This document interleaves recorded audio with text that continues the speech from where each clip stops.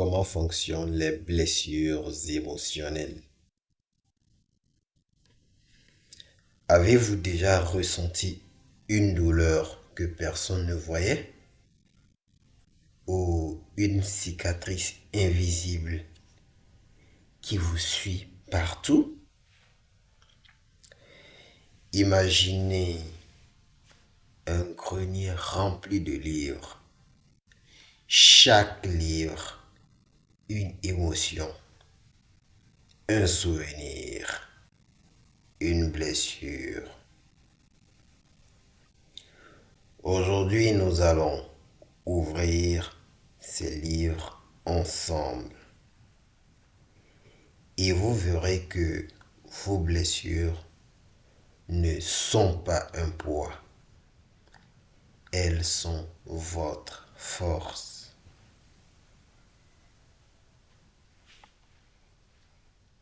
Imaginez un grenier immense.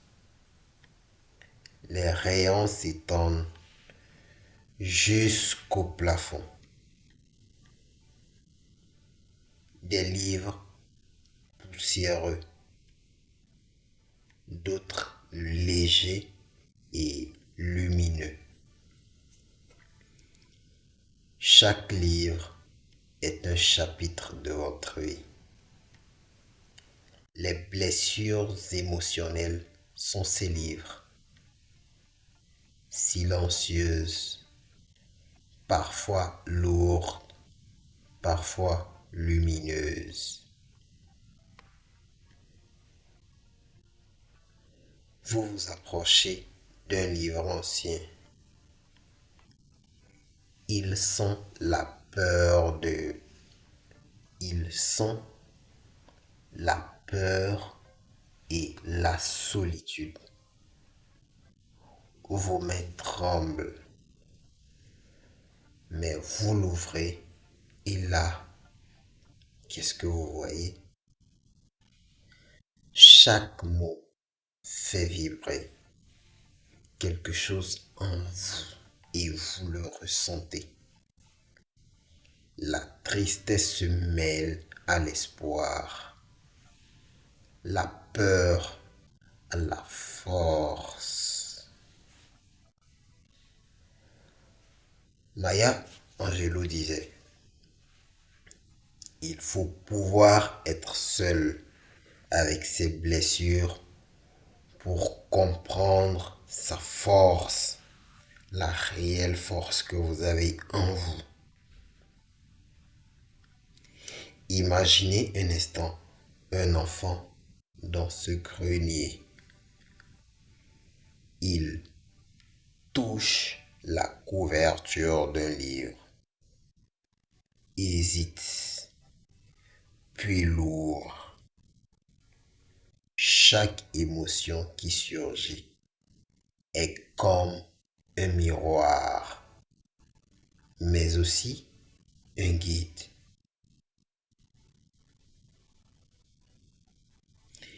Et si je vous montrais comment ces blessures naissent et pourquoi elles vous façonnent plus que vous ne le pensez.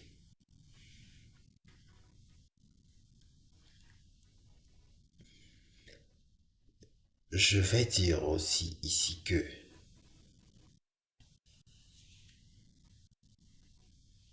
ces blessures ont un point de départ. Comment naissent ces blessures émotionnelles? Les blessures naissent souvent tôt. Un mot cruel, un regard, un silence. Au début, elles sont minuscules, si minuscules que parfois on ne se rend même pas compte, comme de fines fissures dans une fenêtre. Mais chaque expérience similaire élargit la fissure petit à petit. Imaginez un enfant rentrant chez lui après une journée difficile. La tristesse brûle dans sa poitrine. Il écrit dans son carnet. La douleur devient lumière. La peur devient créativité. Virginia Woolf a fait la même chose. Ses blessures sont devenues des personnages et des histoires.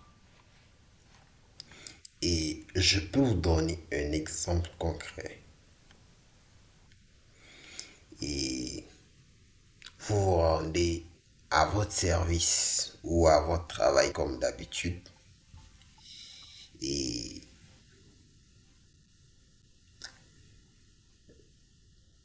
quelqu'un vous critique. Peut-être pour quelque chose qui ne vaut pas vraiment la peine. Et la peur devient une motivation.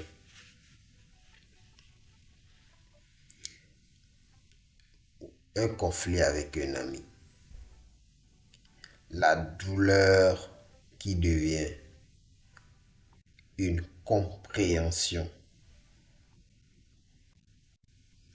Et le dialogue interne à ce niveau, c'est quoi? Pourquoi ai-je toujours l'impression d'être différent? Pourquoi ces mots me blessent-ils autant? Peut-être que je devrais juste ignorer, ou peut-être que je peux apprendre de ça. Vous pensez que vos blessures vous affaiblissent? Attendez de voir comment elles influencent chaque geste, chaque pensée. Et là, vous comprendrez quelque chose. Et quel est l'impact réel sur nos comportements?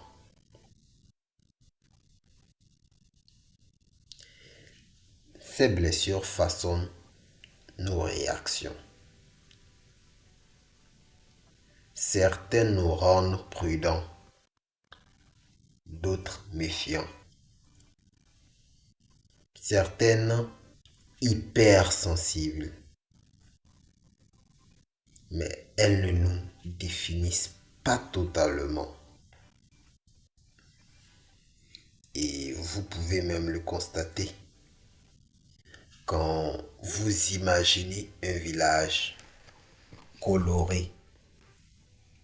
Je prends un pays, par exemple la Colombie, et chaque habitant porte un secret. Un jeune homme observe les sourires et les gestes des autres.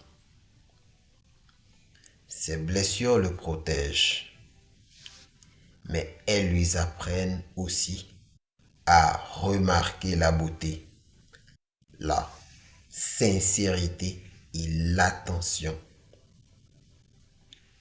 Gabriel Garcia Martinez. Non, je pense que ce n'est pas Martinez, mais si j'ai bonne mémoire, c'est plutôt Gabriel Garcia Marquez qui nous rappelle que même blessés, nous pouvons ressentir la magie et la chaleur humaine. Et on peut avoir aussi comme exemple concret une relation amoureuse. Poser ses limites. Rester ouvert. Et Au travail, transformez la critique en outil de croissance. Et si c'est en amitié, reconnaître la sincérité et l'empathie. Et le dialogue interne à ce niveau, c'est quoi? Et si mes blessures étaient comme des cartes au trésor, mais pour mon cœur, la mémoire émotionnelle garde les blessures vivantes. Un mot, une odeur, une chanson, et soudain le passé revient. Marcel Proust et sa Madeleine.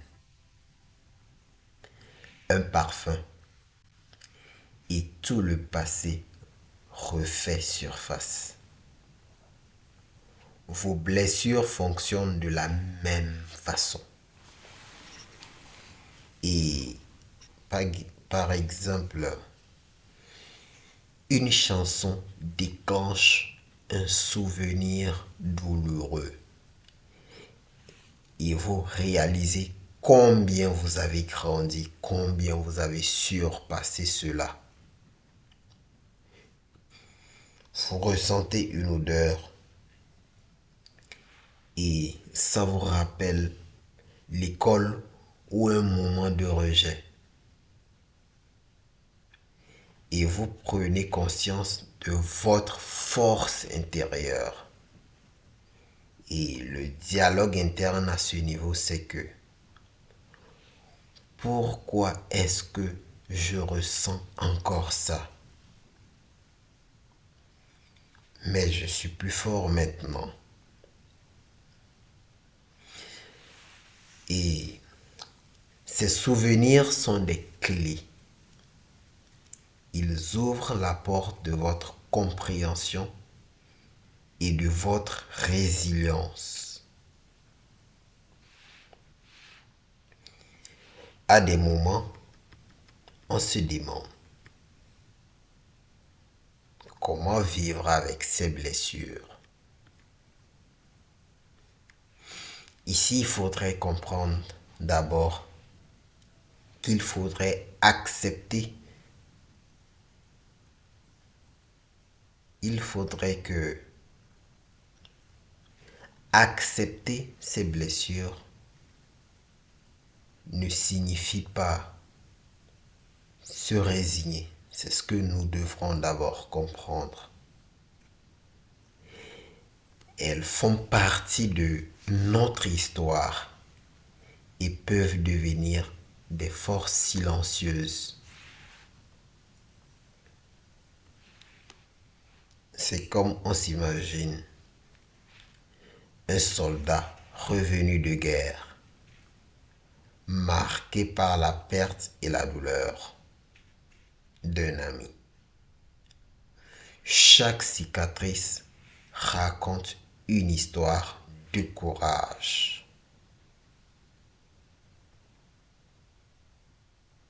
Et il y a même un écrivain qui disait, même les hommes les plus brisés peuvent ressentir la beauté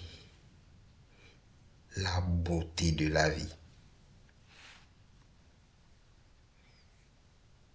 Et si on prend un exemple concret ou des exemples concrets, en amitié, on peut apprendre à donner et recevoir confiance et empathie. Au travail, utiliser ces expériences pour naviguer les conflits. Et en amour, comprendre la vulnérabilité et l'empathie. Et c'est quoi le dialogue? interne à ce niveau. Mes blessures ne me définissent pas. Elles racontent mon histoire et mon courage. En définitive, nous pourrons dire que transformer ces blessures en force, c'est quelque chose que nous pouvons. Vos blessures émotionnelles sont des chapitres de votre vie, parfois lourdes, parfois lumineuses, mais toujours formatrices.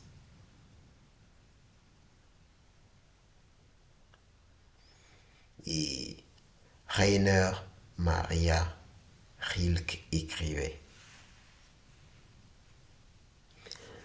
soyez patient envers tout ce qui est non résolu dans votre cœur. Parce que imaginez un poète sous un arbre, feuilletant les livres du grenier de son cœur. Chaque page est un enseignement. Chaque cicatrice est une leçon. Lire ces pages, c'est transformer vos blessures en force, compréhension et beauté. Parce que mes blessures ne me brisent pas. Elles me permettent d'aimer, de créer et de grandir.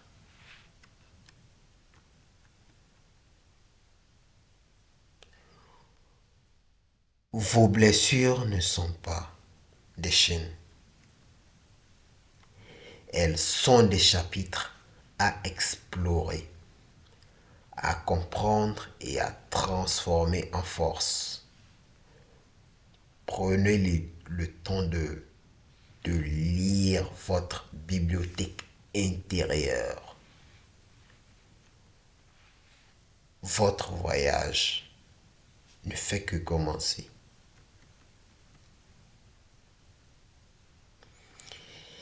Et si cette vidéo vous a touché, prenez un moment pour réfléchir à vos propres livres intérieurs et abonnez-vous pour continuer ce voyage avec nous.